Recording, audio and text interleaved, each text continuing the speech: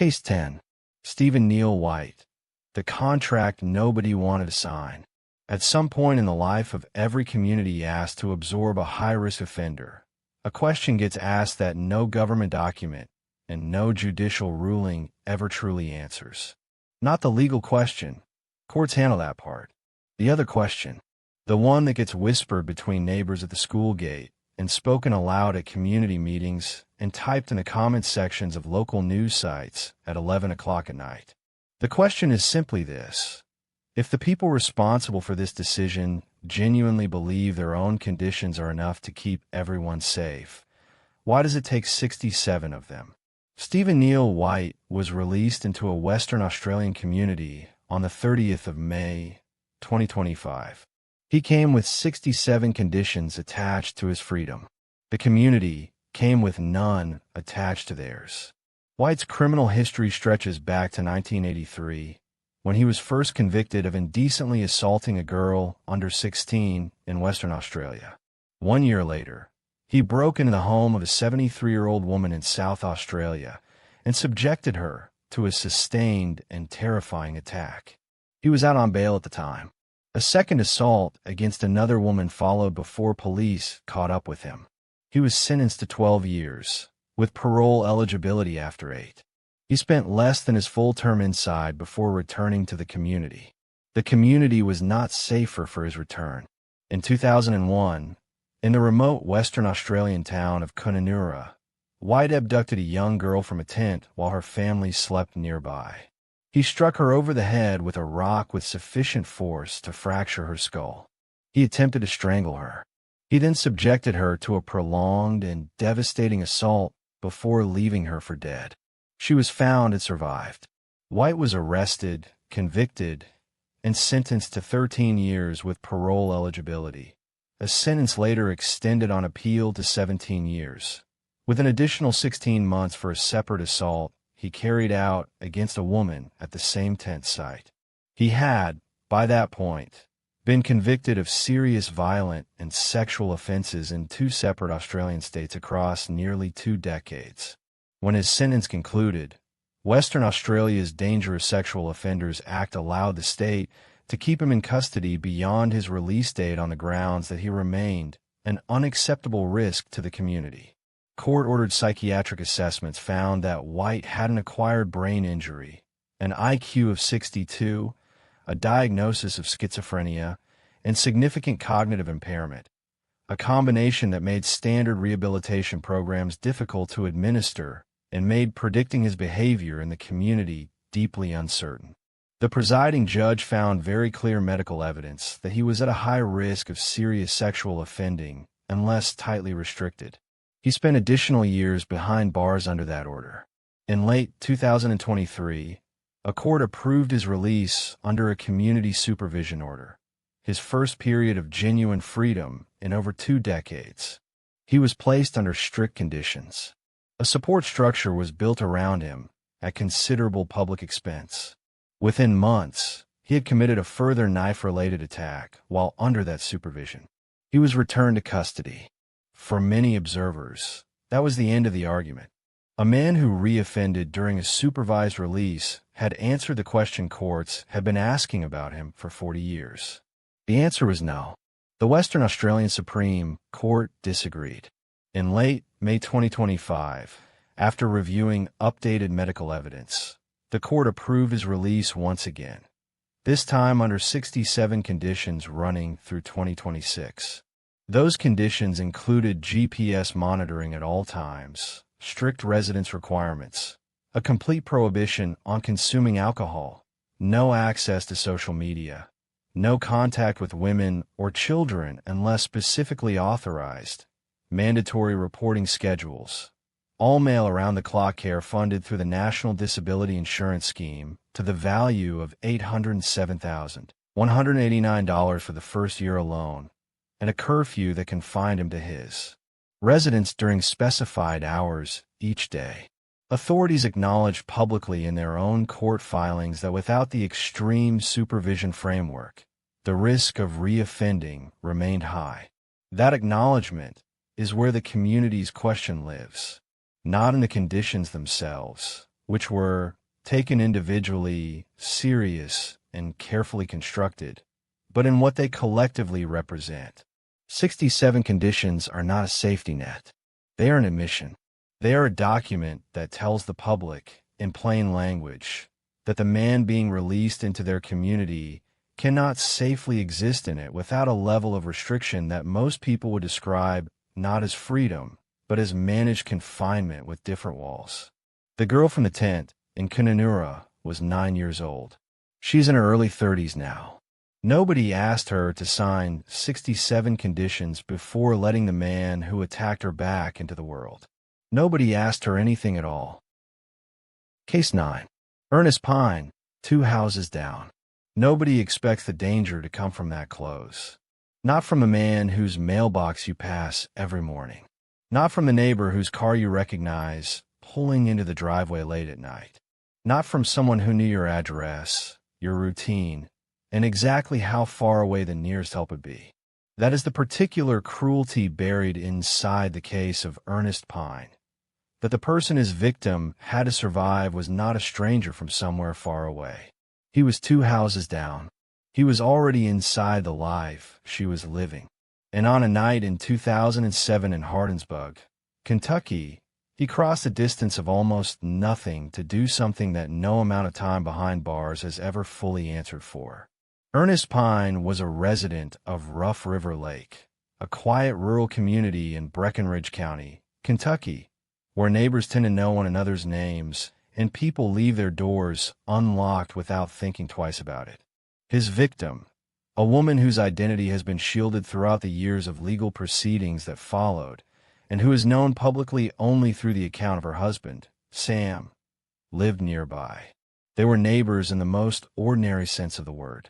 There was nothing in the texture of daily life in that community that would have told her what was coming.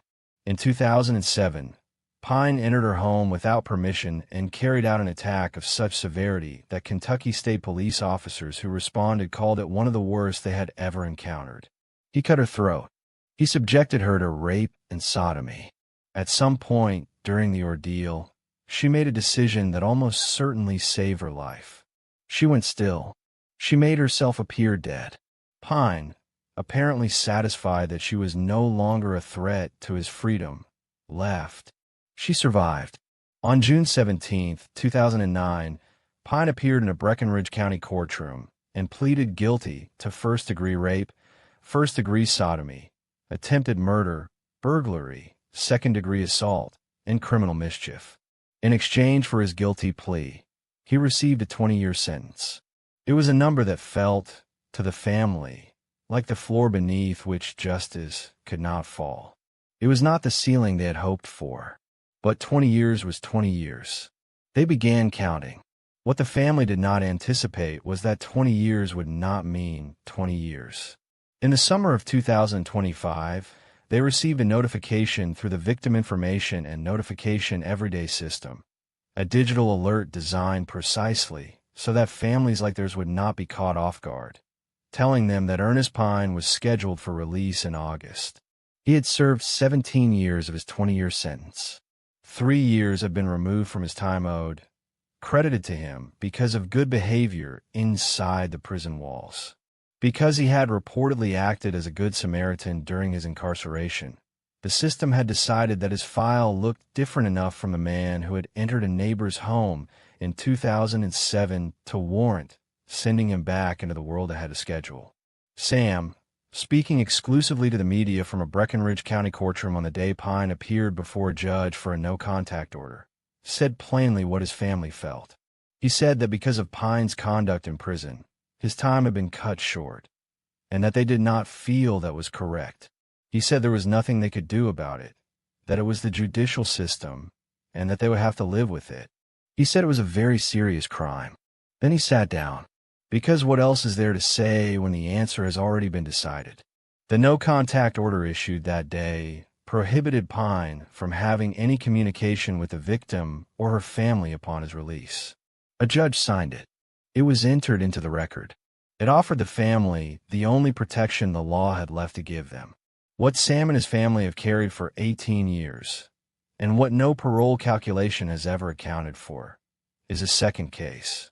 In 1992, a 29-year-old mother of two named Elena Sanchez Hawkins was attacked and killed in Elizabethtown, Kentucky, in a manner that investigators who studied both cases described as bearing striking similarities to the 2007 attack on Pine's neighbor. The same general method, the same signature. Journalists who covered the Pine case between 2007 and 2009 raised the parallel repeatedly with Kentucky State Police. As of the summer of 2025, the Hawkins case remained open and actively under investigation, with police directing any tips from the public to their post for. Ernest Pine has never been charged in connection with it. He was released in August 2025. The Hawkins family is still waiting for an answer to a question that has been open for 33 years. Some doors, once they close, take a very long time to open again. Some never do. Case 8. Simon McGinley, Ireland's most dangerous revolving door. Most people, when they hear that a convicted predator has been released from prison, assume the story ends there, with a quiet address in a town somewhere and the supervision officer who checks in on Tuesdays. They assume that the weight of the law, the conditions, the curfews, the reporting requirements, all of it adds up to something resembling safety. Simon McGinley had been through that process twice before his July 2025 release.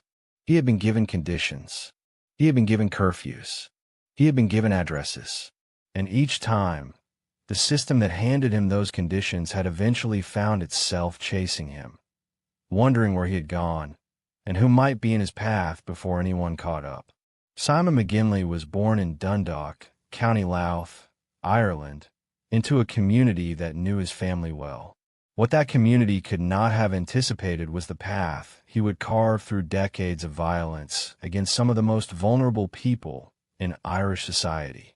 On the 27th of August, 1997, McGinley assaulted a 13-year-old girl who had been placed in state care, a child already failed by the systems designed to protect her. She became pregnant as a result of that attack. What followed was not just a criminal case, but a constitutional crisis. Because abortion was illegal in Ireland at the time, a legal battle erupted over whether the girl, known publicly only as Miss C, could travel to England to end the pregnancy. Courts, health boards, pro-life activists, and the Irish government became entangled in a case that shook the country to its foundations. At the center of all of it was a man who had simply walked into a child's life and destroyed it. In December 1998, McGinley pleaded guilty and was sentenced to 12 years in prison. He was released from Arbor Hill Prison in November 2003, having served less than his full term. He was placed under supervision. He was given conditions. And within years of walking free, he had found another victim. On the 16th of June, 2008, McGinley entered the home of an 86-year-old woman living alone in County Monaghan and subjected her to a prolonged and devastating assault that lasted through the night. He was drunk. She was elderly, frail, and entirely without the ability to protect herself. The judge who sentenced him in 2009 described the crime as being about as bad as it gets, language rarely used from an Irish bench. McGinley received 21 years. The sentencing judge stated plainly that until McGinley addressed his alcoholism, everyone from the very young to the very old would remain at risk from him. He was released from Arbor Hill Prison in September 2022, having served 13 years of the 21-year sentence. A nationwide alert was issued to police forces across Ireland. Strict conditions were imposed, a curfew, a requirement to sign on regularly at a local Garda station, a ban on door-to-door sales and cold calling at the homes of strangers. Within months, he had allegedly breached those conditions twice. In February 2023, he appeared at the home of an 81-year-old woman in North County, Dublin, demanding to carry out work, and began pressure washing her driveway uninvited. In August 2023, He was accused of hammering so hard on the front door of a home in County Louth that a 15-year-old girl inside texted her mother in fear, believing someone was trying to break in. He was remanded in custody following that incident. On the 2nd of July, 2025, Simon McGinley walked out of the Midlands prison after serving time on the breach-related charges. He was 52 years old. A guard alert was issued across the country. He was expected to reside at a Dundalk address under strict supervision conditions. Authorities confirmed he would be monitored. The public were not reassured. They had seen this before: the paperwork, the conditions, the addresses, the monitoring, and they had seen more than once how quickly it unraveled. What the 2025 release made plain was a question Ireland has never satisfactorily answered. What do you do with a person who has demonstrated, across 3 decades and 2 convictions, that supervision alone is not enough? The conditions imposed on McGinley were serious on paper. In practice, they were only as strong as the system behind them, a system that had already watched him walk away from its requirements without consequence, not once but repeatedly. The girl at the center of the C case said in 2009 that McGinley had ruined her life and that she was still coming to terms with it. In 2025, Ireland released him again. She is still coming to terms with it. Case 7. Devondre Broussard, the story that got a man killed. Every journalist who has ever written something powerful enough to make a powerful person uncomfortable understands, on some level, the risk of the work. They understand it abstractly, the way you understand that lightning exists without ever truly believing it will find you. Chauncey Bailey understood the risk too. He had spent decades in newsrooms across the country, covering city halls and community upheavals, and the lives of ordinary people with a precision that earned him real respect. He had no reason to believe that a story about a struggling bakery in Oakland would be the one that ended everything. But on the morning of August 2nd, 2007, a 19-year-old carrying a pistol-grip shotgun was already waiting for him to leave his usual breakfast spot, and Chauncey Bailey never made it to his desk. Chauncey Wendell Bailey Jr. was born on October 20th, 1949, in Oakland, California. He spent the better part of 3 decades building a journalism career that took him from Oakland to Hartford, to Chicago, to Washington, D.C., and Detroit, before bringing him home again.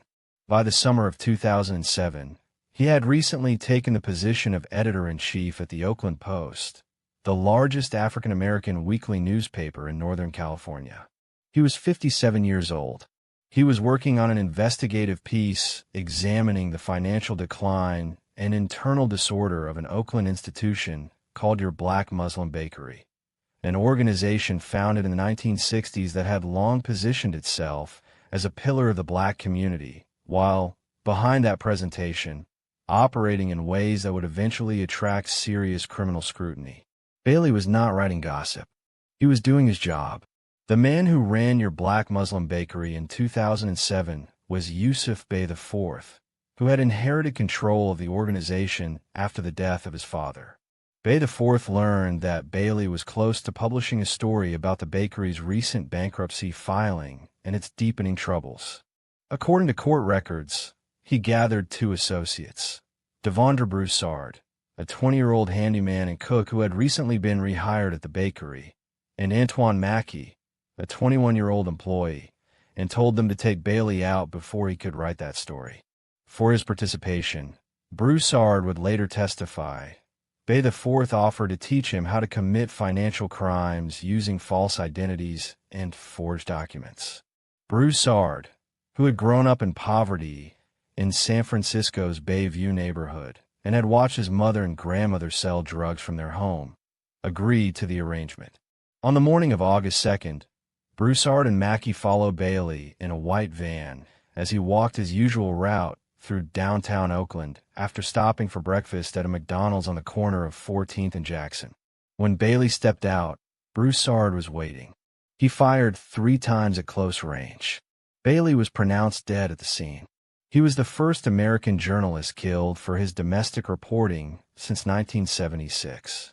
Broussard was arrested the following morning when police raided the bakery compound and officers observed him throwing the weapon from a window. He was 19 years old. In the months that followed, his account of events shifted repeatedly. In a 2008 television interview, he claimed he had not killed Bailey and implied that someone else was responsible, a claim courts would later find entirely without merit. Eventually, facing the weight of the evidence against him, Broussard agreed to a plea arrangement in which he would plead guilty and testify against Bay IV and Mackey in exchange for a 25-year fixed sentence rather than life without parole. He was sentenced in 2011. His testimony at the 2011 trial was central to the prosecution's case. Bay IV was convicted of ordering the killings of Bailey and two other men, Odell Roberson and Michael Wills, and sentenced to 3 consecutive life terms. Mackey was convicted of participating in the deaths of Bailey and Wills and received the same. Both men remain in state prison. Both have lost multiple appeals. Broussard, meanwhile, worked as an inmate firefighter at a camp in the High Sierra, completed college coursework behind bars, and expressed remorse at parole hearings. A previous attempt at release was denied after he was found with a cell phone at the fire camp. On June 5, 2025, after nearly 18 years of incarceration counting time in county jail, he was paroled to Southern California. He was 37 years old. Bailey's sister, Lorelei Wakia, said simply that she hoped he had reformed and would become an asset to his community. It was a grace most people in her position would never have found. A street in downtown Oakland now bears her brother's name. The story he never finished writing has never stopped being told. Case 6. Kevin Coe, the last chapter nobody wanted written. There is something the legal system was never quite designed to handle. The moment when a man who spent decades being too dangerous to live among ordinary people becomes, by the cold measure of medical charts and actuarial tables, no longer worth keeping away from them. Not because he changed, not because he sought forgiveness or demonstrated remorse or completed a single hour of the treatment offered to him across 44 years of incarceration, but simply because his heart was failing, his legs could barely carry him, and a walker had replaced whatever threat his body once posed. That is the argument Washington State accepted in the fall of 2025. That is how Kevin Coe, the man who had terrorized an entire city, came to spend his final weeks as a free man. Not because the system believed he had been reformed, but because it believed he had run out of time to do any more damage.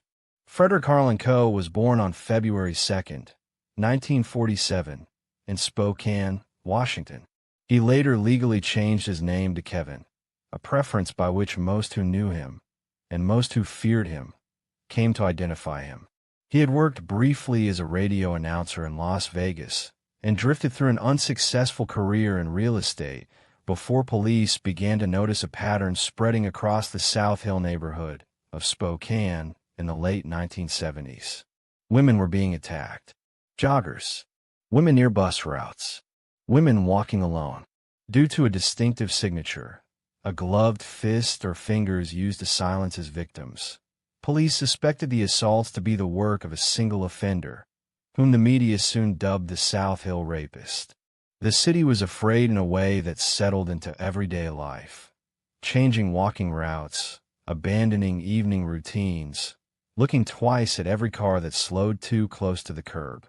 In 1981, after a school custodian observed a car illegally parked near a bus drop-off zone during the time an attack occurred, police traced the vehicle registration to Gordon Coe, the managing editor of the Spokane Chronicle. Gordon was ruled out due to his age. His son, Kevin, had use of the car. Police placed a tracking device on the younger Coe's car and discovered that, in addition to targeting lone female joggers, he was apparently stalking city buses for victims. He was arrested on March 10, 1981. What followed in court was one of the most procedurally complicated prosecutions in Spokane's history. Coe was initially convicted on 4 counts of rape, but the state Supreme Court later overturned those convictions because some victims had been hypnotized during the police investigation, a technique courts ruled inadmissible. A second trial in 1985 resulted in further convictions, though again many were overturned on the same grounds. Ultimately, only one conviction held up. 1.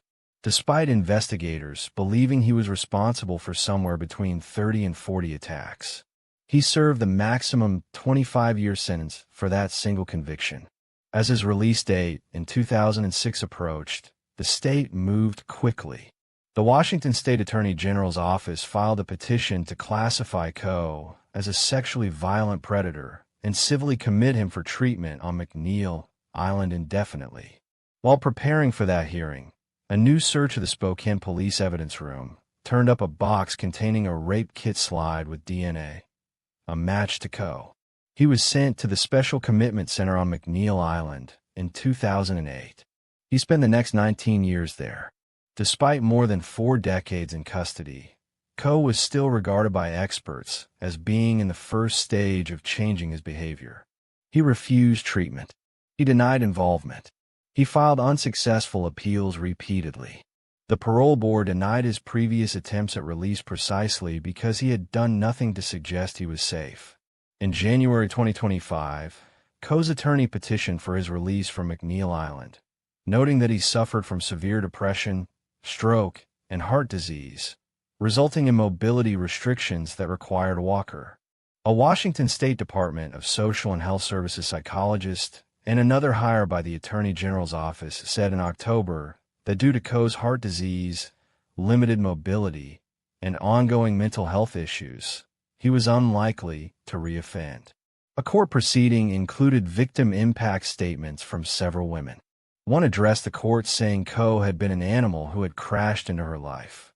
Another said the proceedings themselves were bringing up the original trauma. The court released him anyway. Coe was first placed in Auburn, but was moved to Federal Way after the Auburn mayor and Muckleshoot Indian tribe protested the decision. He died nearly 2 months after his release from McNeil Island.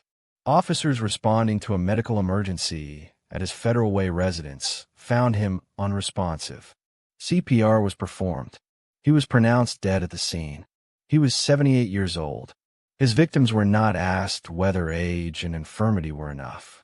They already knew their answer. They had known it for 40 years. Case 5. Christopher Hubbart. When the system runs out of answers. Think about the women in your life. Your mother, your sister, your neighbor, the colleague who takes the same route home every night. Now imagine being told that a man who spent nearly 2 decades targeting women exactly like them, covering their heads so he would not have to see their faces while he attacked them, had just moved and down the road. Not as a mistake, not as a clerical error, but as a court-approved, legally sanctioned decision made by a judge who reviewed the evidence, heard the objections of hundreds of residents, listened to law enforcement say the location was unsuitable, and approved the placement anyway. That is not a hypothetical. That is what happened on the 21st of March, 2025, in the quiet rural community of Juniper Hills, California. Christopher Hubbart was 74 years old when he arrived in the Antelope Valley. He had been convicted of rape and related offenses 3 separate times, in 1973, 1982, and 1990, in both Los Angeles County and Santa Clara County. Authorities say he admitted to attacking around 40 women between 1971 and 1982. He earned his moniker the way the worst people earn theirs, through repetition. He used pillowcases to cover the heads of his victims while he assaulted them, muffling their screams and, perhaps more revealingly, ensuring he did not have to look at them. It was a detail that told investigators something deeply unsettling about his psychology. This was not a man acting in the heat of passion or confusion. This was deliberate, methodical, and practiced. After his first conviction, Hubbart was sent to Atascadero State Hospital in 1972 after a court deemed him a mentally disordered sex offender. 7 years later, doctors said he posed no threat and released him. Over the next 2 years, he attacked another 15 women in the San Francisco Bay Area. That pattern, evaluate, release, reoffend, defines the entire arc of his case and sits at the center of why his 2025 placement in Los Angeles County ignited such raw and justified fury among the people asked to live near him. In 2000, he was detained as a sexually violent predator and committed to the Department of State Hospitals. In 2014, a court approved his conditional release to the Palmdale area of the Antelope Valley, the same general region where he would eventually be sent again 11 years later. Authorities accused him of violating those terms by allowing his ankle monitor to run low on battery. He was picked up by the Department of State Hospitals in 2016 for violating his release terms. He was returned to Coalinga State Hospital. Then, in March 2023, a Santa Clara County Superior Court judge granted his conditional release once more, over the objections of the Los Angeles County District Attorney's Office, determining that Los Angeles was his county of domicile and that the process of finding him housing there should begin. What followed was months of searching. Thousands of rental property listings were reviewed. Only one acceptable property was found. It was in Juniper Hills, a small, isolated community pressed against the northern slope of the San Gabriel Mountains, accessible largely by dirt roads, with limited cell phone reception, limited street lighting, and limited surveillance infrastructure. The Los Angeles County Sheriff's Department formally opposed the placement, citing each of those concerns in detail. Hubbart became the third such violent offender to be placed in the Antelope Valley area since 2021. No other conditionally released sexually violent predator was placed anywhere else in the county.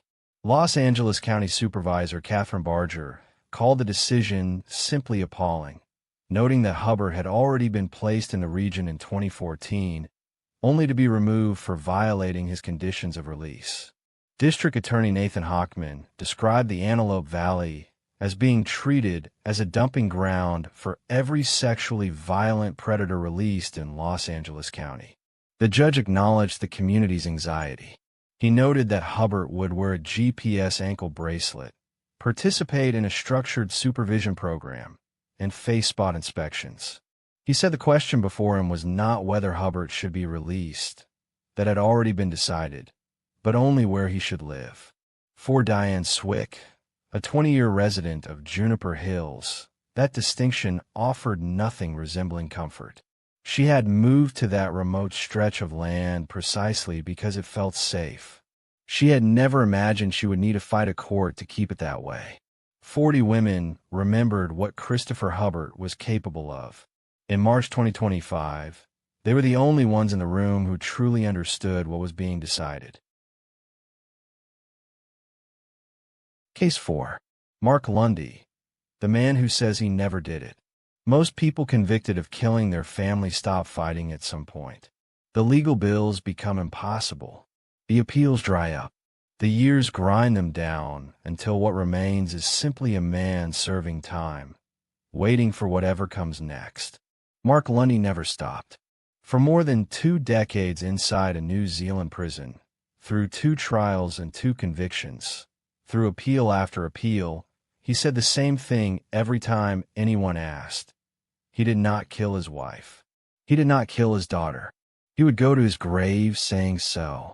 Whether you believe him or not depends entirely on which facts you decide to trust, because this is a case where almost nothing is settled, and almost everything is disputed. On the morning of August 30th, 2000, Christine Lundy's brother Glenn Wedgery arrived at the family home in Palmerston North, New Zealand, and found something no person should ever have to encounter. His 38-year-old sister and her 7-year-old niece, Amber, were dead inside the house. Both had been struck with extraordinary force. Christine had been struck multiple times across the head and upper body. Little Amber, who had done nothing in her short life except go to sleep in her own bedroom, was found in the same condition.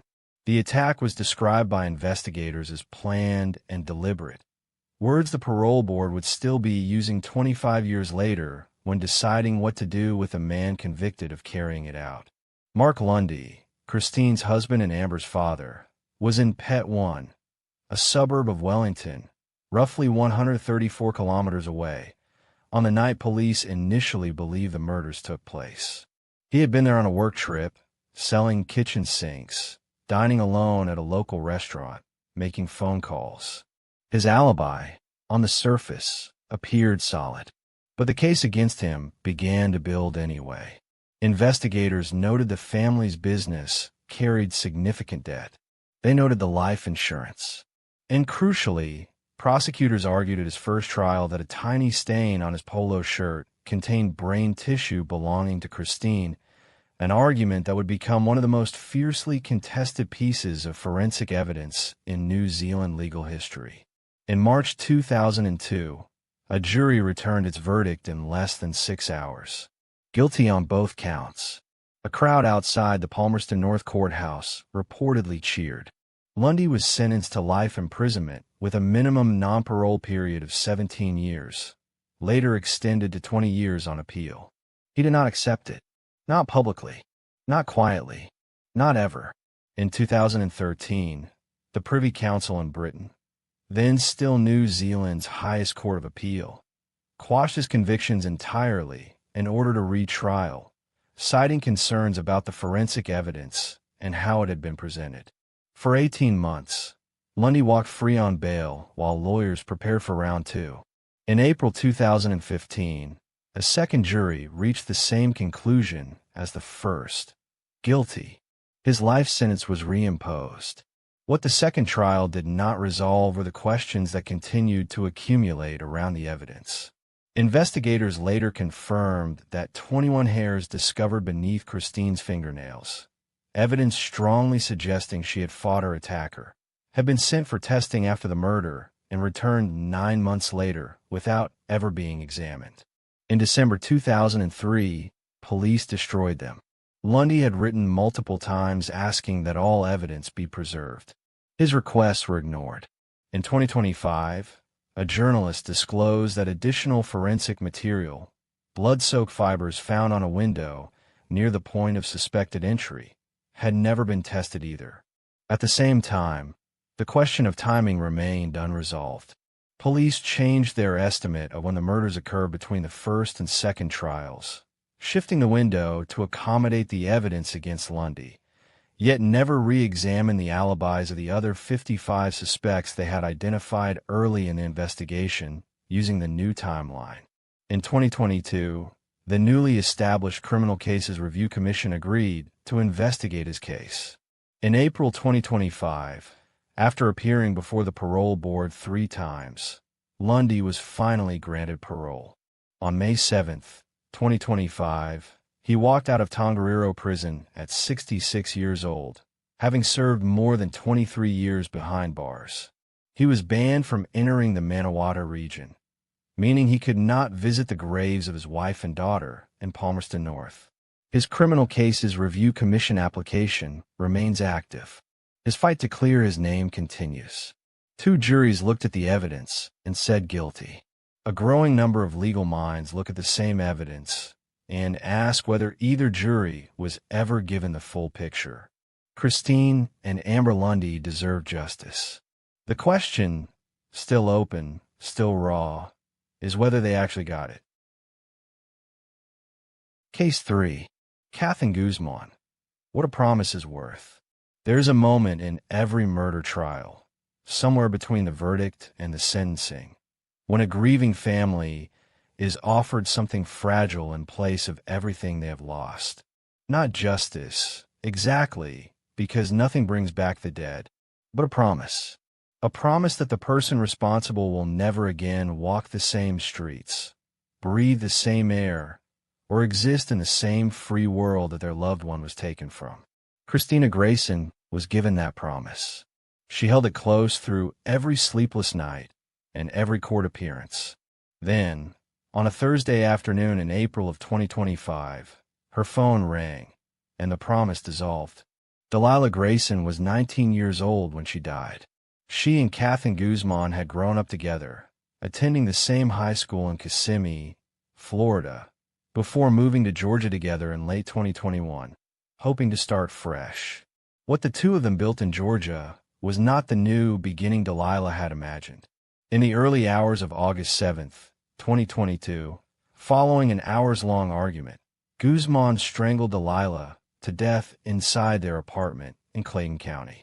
Neighbors who lived below the unit heard sounds that drew them outside. Their decision to look up may be the reason the case was solved at all. Guzman was arrested days later. Investigators charged him with malice murder, felony murder, aggravated assault, and necrophilia. He was 20 years old. The trial moved slowly, the way serious cases often do. Guzman maintained that Delilah had attacked him with a knife and that he had placed her in a hold without intending to cause her death.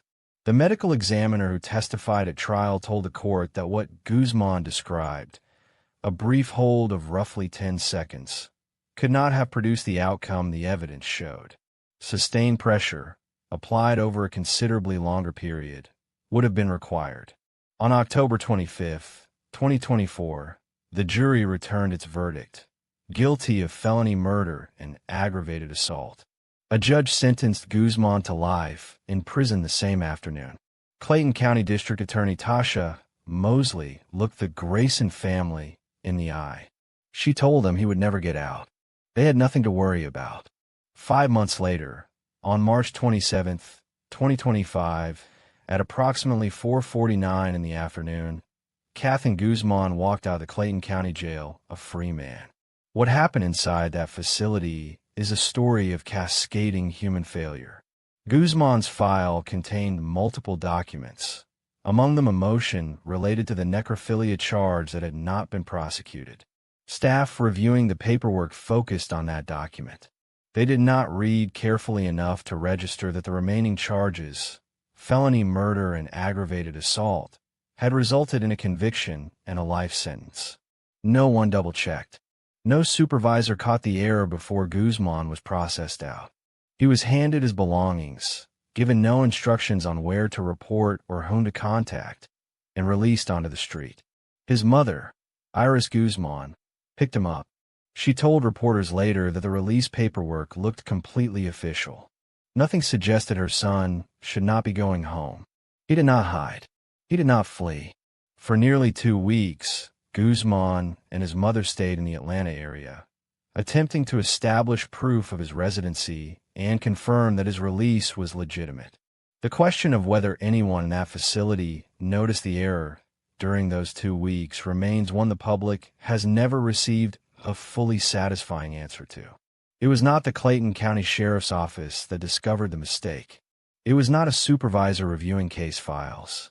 It was the Georgia Office of Victim Services, a department that existed specifically to protect people like Delilah Grayson's mother, that could not locate Guzman in the correction system and flag the discrepancy to the district attorney's office on April 8th. 11 days had already passed. Christina Grayson was not informed until that same day. The man who had taken her daughter's life had been free for nearly 2 weeks before anyone called her. The U.S. Marshal Service mobilized quickly once the scope of the situation became clear. On April 11th, 2025, agents located Guzman at his mother's home in Ocoee, Florida, and took him into custody without incident. He was booked into the Orange County Jail and subsequently returned to Georgia to serve the life sentence a court had assigned him 5 months prior. Clayton County Sheriff Levon Allen acknowledged publicly that the release had been the result of a training failure and workers not paying attention. Disciplinary proceedings were opened. Terminations, he suggested, were possible. What no disciplinary proceeding could address was what Christina Grayson had already lived through. She had been promised that her daughter's killer would never see the outside world again. That promise lasted 5 months. When it broke, no one called her for 11 days. And somewhere in the gap between those two facts lives the full measure of what the system owed her and failed to deliver. Case 2. Jonathan Sanion, the door that should never have opened. There is a particular kind of dread that settles over a family when they have buried their loved ones, sat through years of court proceedings, watched a killer sentenced, and finally allowed themselves to breathe, only to receive a phone call telling them it is not over, that the man responsible for everything they lost is no longer behind bars. Not because he appealed successfully, not because new evidence changed anything, but because someone, somewhere, failed to send the right paperwork. That is not the plot of a legal thriller. That is exactly what happened in North Carolina in March of 2025, and the family of Samuel and Maria Flores Mendoza had to live through every second of it. On the night of January 5, 2013, Jonathan Saniyan, then 15 years old, joined a group of gang-affiliated individuals in carrying out a violent attack on a home in Garner, North Carolina. The target was a rival gang member known as Sancho, who had previously lived at that address. But Sancho no longer lived there. The family that did, Samuel Flores Mendoza and Maria Saravia Mendoza, had nothing to do with any gang dispute. They were, by every account, a hard-working couple simply living their lives. The attackers kicked in the front door and opened fire with an AK-47 rifle and a .45 caliber handgun, spraying every room with bullets. Samuel was shot 16 times as he lay on the couch. Maria was shot 7 times in the back and legs near the kitchen doorway. Neither of them survived. They had been killed in place of someone else entirely. Saniyan was arrested 10 days later. He was charged as an adult and, after a lengthy legal process that wound through multiple appeals and resentencing hearings, was ultimately convicted of first-degree murder and first-degree burglary. The courts determined he would spend a significant portion of his life behind bars. His sentence, after years of legal back and forth, was adjusted to life with the possibility of parole on the murder conviction and up to 162 months on an assault charge. What the North Carolina Department of Adult Correction did not fully account for was what happened next in the courthouse. When a Wake County judge resentenced Saniyan, the paperwork generated by that hearing was supposed to be transmitted in full to the Department of Adult Correction so officials there could accurately calculate how much time he still owed. Instead, only the documentation related to the assault sentence, not the murder conviction, made it to the record section. According to the department's own statement, the court failed to send all of the judgment documents, and the record section did not follow up to confirm that the complete file had arrived. Based on the incomplete paperwork they had in hand, officials processed Saniyan's release. On March 7, 2025, a man convicted of murdering 2 innocent people walked out of prison. He had served time on the assault charge. The murder conviction, to any reasonable reading of the situation, still required him to remain incarcerated. But no one caught in time. What happened in the weeks that followed only deepened the wound. Saniyan was not quietly adjusting to life outside. On April 21, 2025, less than 7 weeks after his release, he was connected to a shooting on Heather Park Drive in Wake County. A woman was injured. A man narrowly escaped with his life. He was charged with assault with a deadly weapon with intent to kill, discharge of a weapon into an occupied dwelling, possession of a firearm by a convicted felon, and several additional charges. On May 7, 2025, he was returned to prison. The victim's family, still carrying the weight of January 2013, now had to contend with the knowledge that the system had handed their loved one's killer a period of freedom he had no legal right to, and that during that freedom, another family nearly became a headline of their own. Critics pointed immediately to Marsy's Law, North Carolina's constitutional amendment guaranteeing crime victims the right to be informed, present, and heard throughout the criminal justice process. The Mendoza family had not been notified before Saniyan's release. They learned what had happened the same way many people did, through news reports. The state acknowledged the failure, but offered little that could be described as comfort. There is a question that no policy review or official statement can fully answer. If a piece of paper is all that stands between a convicted killer and the outside world, what does that say about how seriously the system takes the lives it claims to protect? Samuel and Maria Flores Mendoza did not die because of paperwork. But in 2025, A paperwork failure nearly ensured their killer faced no consequences at all. Case 1. Ronald Exantus. The night a town lost its innocence. There are crimes that are hard to understand. Then there are crimes that make you question whether the world you thought you lived in was ever real to begin with. On the night of December 7th, 2015, a quiet neighborhood in Versailles, Kentucky went to bed like any other. Porch lights flickered off. Children drifted asleep. Parents whispered goodnights. And somewhere in the dark, a man they had never met was already driving toward them. Not with purpose they could have anticipated, not with a history tied to their town, but with something far more terrifying. No reason at all. Ronald Exantus was a dialysis nurse living in Indianapolis, Indiana. By most outward appearances, he was an ordinary man with a career built on caring for the sick. But on that December night, something shifted in a way that courts would spend years trying to define. He drove from Indianapolis to Versailles, roughly 100 miles, entered the unlocked home of the Tipton family while they slept, and used a butcher knife he found in their own kitchen to attack them. 6-year-old Logan Tipton was stabbed to death. Logan's father, Dean Tipton, fought back and managed to wrestle the knife away from Exantus before police arrived. Logan's sister and another family member were also injured. Investigators later confirmed what many found hardest to accept. It was completely random. The Tiptons were strangers. There was no motive rooted in grudges or grievances. There was simply a child who went to sleep that night and never woke up. Exantus was arrested at the scene.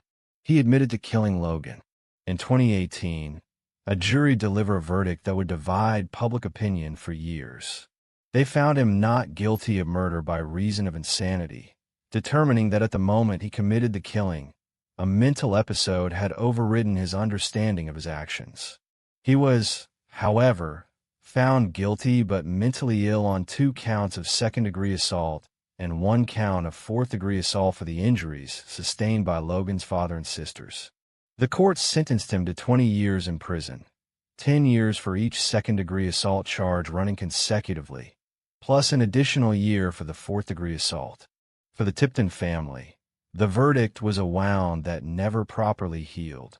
Logan's father, Dean Tipton, has spoken publicly about the impossibility of explaining the verdict to his surviving children. His son's killer was caught inside their home. He admitted to what he had done. Yet the legal system handed the family an answer they simply could not make sense of. Logan's mother, Heather Tipton, has described waking in the middle of the night, reliving those moments repeatedly. His sister, Coral, was 11 years old the night she called 911. She carries that night with her still. What made the case explode in a national conversation again in the fall of 2025 was not the original crime, or even the verdict. It was what happened next. On October 1st, 2025, Exantus walked out of prison after serving less than a decade of his 20-year sentence. He had not been paroled. The parole board had, in fact, voted unanimously 3 separate times to keep him behind bars. But a state law enacted in 2012, designed to ease the transition of inmates back into society during their final months, mandated his release under what is called mandatory reentry supervision. The law required his release regardless of the board's recommendation. Exantus was approved to serve his supervision period in Florida, a state where he had no prior established ties. 8 days later, he was arrested again. Florida law required Exantus to register with a local sheriff's office within 48 hours of entering a county. He failed to do so. The Marion County Sheriff's Office arrested him in Ocala, Florida, living next to an elementary school. He was brought back to Kentucky in late October. On November 20th, the parole board revoked his supervision and ordered him to remain incarcerated. His expected release date, based on good time credit calculations, is listed as August 5th, 2026. The story of Ronald Exantus does not fit neatly into any single category. It raises questions that go far beyond one case. How does a system built to rehabilitate also protect those left behind? How does the law weigh a mental illness defense against the irreversible loss of a child's life? And perhaps most painfully, who speaks for Logan? His family has vowed that no law, no release date, and no legal technicality will allow the world to forget his name. In Kentucky, legislators are now working on what they're calling Logan's Law, aimed at ensuring that those found not guilty by reason of insanity for violent crimes are placed in secure mental health facilities rather than ordinary prisons, and that victims' families are never again blindsided the way the Tiptons were. Logan Tipton was 6 years old. He went to sleep in his own bed. That should have been enough to keep him safe.